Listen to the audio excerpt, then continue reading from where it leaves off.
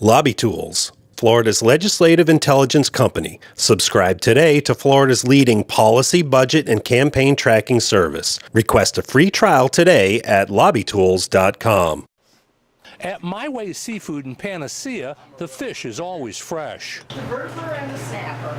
The selection large. Yeah, we got a lot of them. But now customers are asking if red tide is a problem.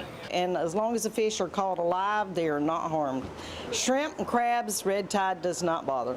Concern about the health of seafood is spreading just as red tide is moving closer to what used to be the oyster capital of Florida, Apalachicola Bay. Right now the wind is blowing east to west, and that's what's keeping the red tide out of this bay. The few remaining oystermen here are limited to 2 bags a day. That's $120 before gas and supplies.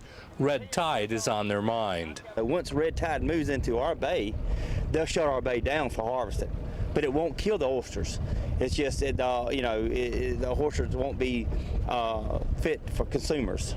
There were just 9 oyster boats on the water, down from more than 200 when this area produced 10% of the nation's oysters. Now red tide threatens to take away what little livelihood these oystermen have left. What happens if red tide hits the bay? Gonna be out of work. Nothing to fall back on.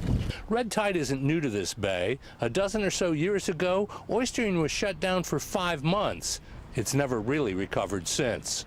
Reporting from Apalachicola, Florida, I'm Mike Vassalinda.